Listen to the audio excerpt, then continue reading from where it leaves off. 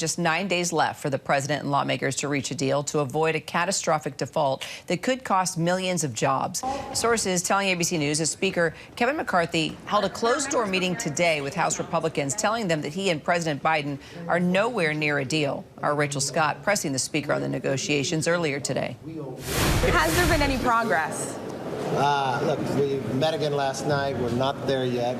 It really comes down to this. Why are we in the problem we're in? People have spent too much money, and the Democrats want to even spend more than we spent last year. That is not going to happen.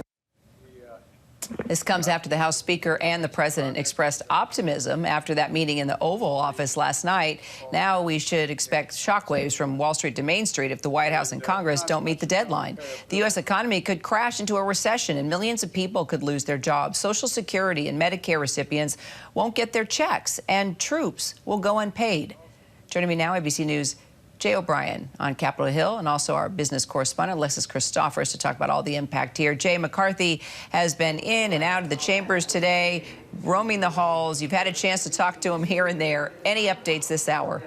Yeah, to understand all of this, Kira, I just want to start with the timeline here, because you mentioned those 9 days. Well, that also gets complicated because there is a rule in the House of Representatives. It was actually a concession McCarthy made to House Republicans to become the Speaker that gives lawmakers 3 days to read and review any legislation before they vote on it. And that would include any kind of a debt ceiling deal. So they need 3 days after the deal gets unveiled and the text of the bill gets written to give lawmakers to read it before they can even vote on it and move it on to the Senate. That means that the clock isn't just ticking here, the clock is running out. And Republican lawmakers I talked to expect to work the weekend on this at minimum.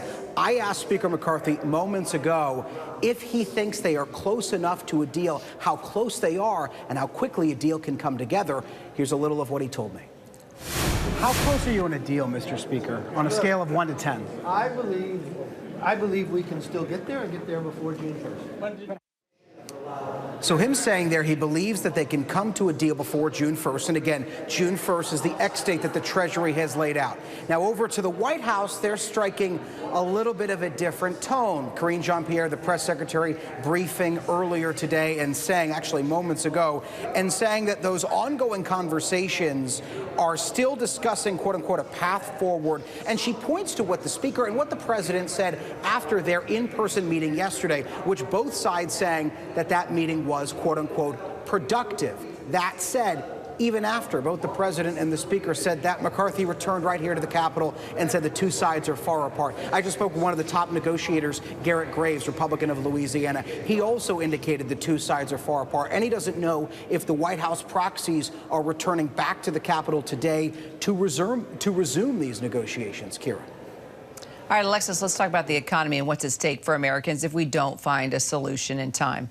Well, we keep hearing the word catastrophic. Treasury Secretary Janet Yellen has said it. Economists have said that if we were to default for the first time in this country's history, the consequences for our economy would be far and wide and catastrophic. And one of the things that might happen is our credit rating as a country would get downgraded. That would push interest rates even higher, which means that it would get more expensive for businesses and consumers to borrow money. We could also see millions of job losses. We right now have an unemployment rate of 3.4%, the lowest in over half a century. That can easily jump to nearly 8% if they were not able to come up with an agreement for weeks. Even if there was no agreement for 1 week, we're looking at least another million jobs lost and the unemployment rate ticking up to 5%. And that's not even getting into the fact that lots of folks would not get paid. Social Security beneficiaries, those who receive food stamps and other social service payments from the government, including military folks as well. So, there has to be a deal here in the 11th hour for the stock market to continue to have a floor, because right now the losses are starting to pile up in the stock market and the bond market. We're going to follow it closely. All of us truly affected. Alexis, Jay, thank you both so much. Hi, everyone. George Stephanopoulos here. Thanks for checking out the ABC News YouTube channel. If you'd like to get more videos, show highlights, and watch live event coverage, click on the right over here to subscribe to our channel. And don't forget to download the ABC News app for breaking news alerts. Thanks for watching.